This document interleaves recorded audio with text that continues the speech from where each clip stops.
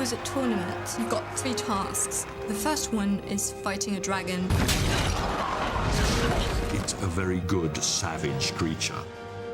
Mike Newell is not only exploiting the humour, but also the drama, and this is deeply serious. He's mean. He's not there to play, you know, he's there to get Harry.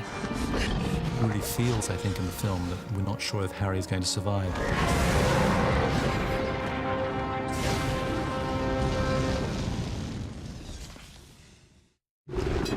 The first task, or the dragon sequence, is our biggest sequence on the movie. It's about 140 shots.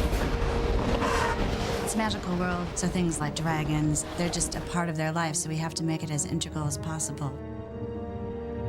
In the case of the Horntail, we had some descriptions already from J.K. Rowling's initial ideas about what this creature should look like, but then there's always room to play. CG, although tricky to shoot for, there's no limits. The look of the dragon is designed and created by the art department and the model shop and the creature shop in London. So what we get from them is a design in both the form of artwork and also a maquette, which was a 14-foot wingspan, fully textured and painted model. And that model was scanned into the computer and formed the basis of creating our computer version. My job as animation supervisor is to take that model and then start figuring out the character of the Horntail dragon, which was our primary responsibility. Harry steps out and is immediately attacked by this dragon of, monumental size. We see Harry in real peril. Steve Rollins really did a great job of finding that character and really making that dragon scary. What sets the Horntail dragon apart is really more to do with his attitude and personality. I decided that birds of prey, eagles and hawks, the way they kind of fly and attack, their kind of posturing and their elegance was sort of a good starting point. There's a lot of twitchiness and a lot of unpredictability, which I think gets into that character and makes you really wonder, what's the dragon gonna do next? Dragon! Is he gonna hit him with the tail? Is he gonna blow fire on him? I think that really comes in the character, that scariness. Incorporating the dragon into the footage that was shot in the rock quarry set is always a challenge. You have a set that's already been built and lit, and you have a camera moves that have already been filmed based on something that's not there. Accio Firebolt! Dragon! A lot of the times, it comes down to a lot of different tricks depending on the shot. If Harry's in the stadium and he jumps off of a rock or something, oftentimes we'll actually transition into a CG Harry so that we can either get him closer to the dragon or we can get him to jump on his broom. The biggest artistic challenges in dealing with the dragon is figuring out how he would fly.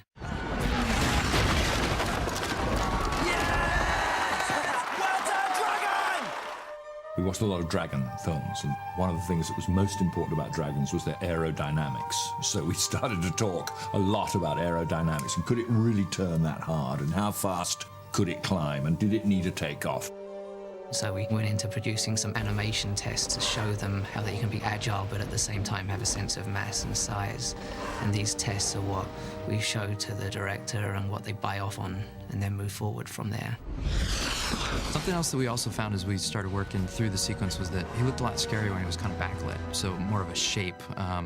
Also, like when he opens up his wings, you see kind of light through the wings as if they're slightly translucent or transparent. First task had to just be something a little bit bigger than what was written in the book, and so when we came up with the sequence of flying around Hogwarts, it really put the pressure on us.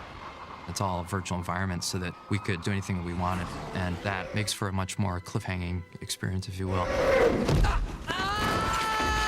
Part of the sequence where Harry gets knocked off his broom and lands on the roof. When Dan was holding onto that roof, there was quite a fall. Is it faster or slower or the same? It's pretty much the same speed. Same speed. You're going down the page. Stand by. It was interesting because it was very, very physical, which I enjoyed.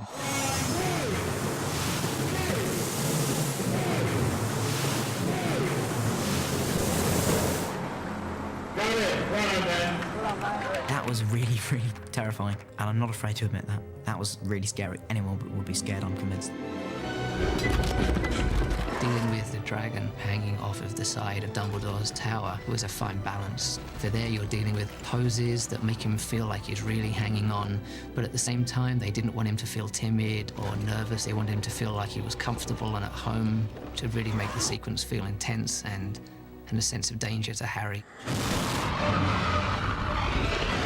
This dragon is sort of the result of many years of work developing, honing sort of skills, both technical and artistic. Seamless. You really believe that Harry is facing this dragon. In real life, nothing was there. I think it comes down to everybody that was working on it. We've done our job and made the movie more scary.